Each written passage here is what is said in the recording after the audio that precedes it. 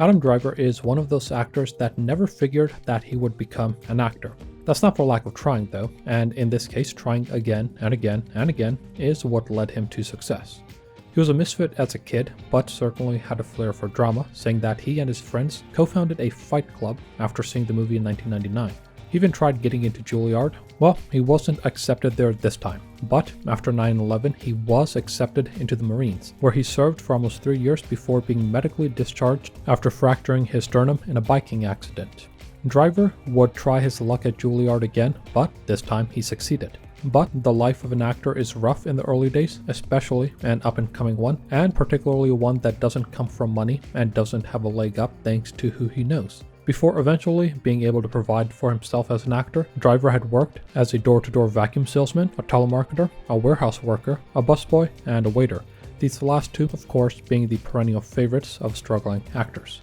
He got his start as a professional actor in 2009 and would audition for and land roles in short films, TV shows, and theater productions on and off Broadway. His film debut came in 2011's J. Edgar, where he played a gas station manager. Recognition soon followed though, when he started appearing in HBO's Girls, which earned him 3 nominations for an Emmy Award and would be the only show he consistently appeared on. Less than a decade removed from the end of his short stint in the Marines, and Driver was already ascending to the top of Hollywood.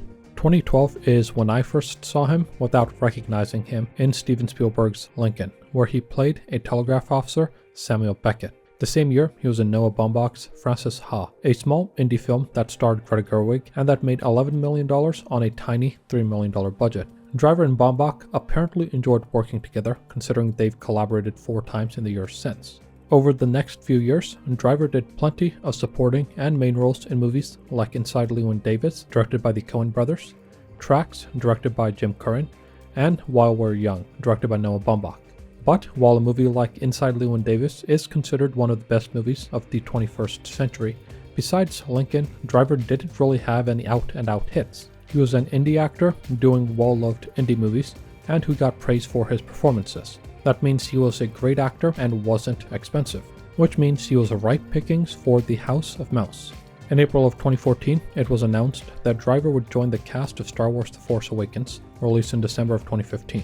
I'm not going to get bogged down into whether or not the movie was good, but suffice it to say that whatever the quality was, it took a backseat to the quantity, specifically the quantity of dollars, which were somewhere in the neighborhood of $2.071 billion at the box office and $5 billion in merchandise. Like others have said, quantity has a quality of its own.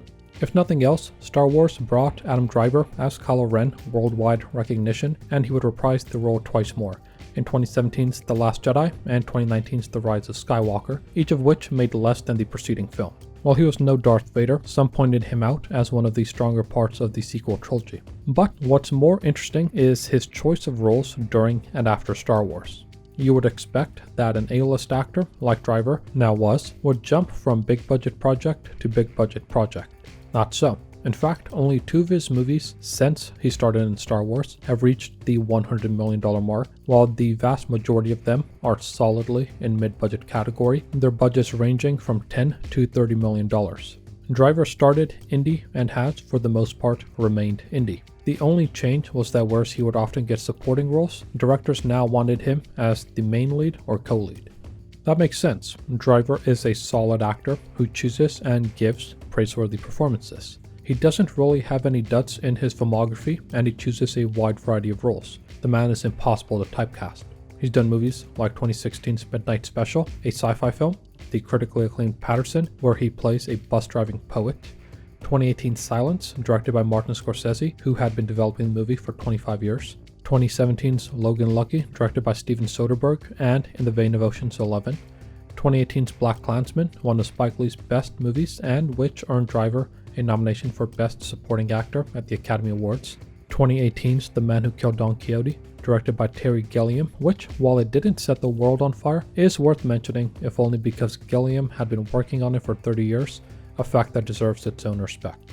2019's The Report, about a Senate staff investigator who led the investigation into the CIA's use of torture after 9/11, The Dead Don't Die, directed by Jim Jarmusch, Marriage Story, where he reunited with Noah Baumbach and earned a Best Actor nomination at the Academy Awards, 2021's Annette, a musical, The Last Duel, directed by Ridley Scott, where he plays a knight, Jacques Legris, 2021's House of Gucci, also directed by Ridley Scott, who, in his 80s, thinks doing 2 films a year is nothing. 2022's White Noise, based on the novel by Don DeLillo. And most recently, Ferrari, where he takes on the mantle of Enzo Ferrari as directed by Michael Mann.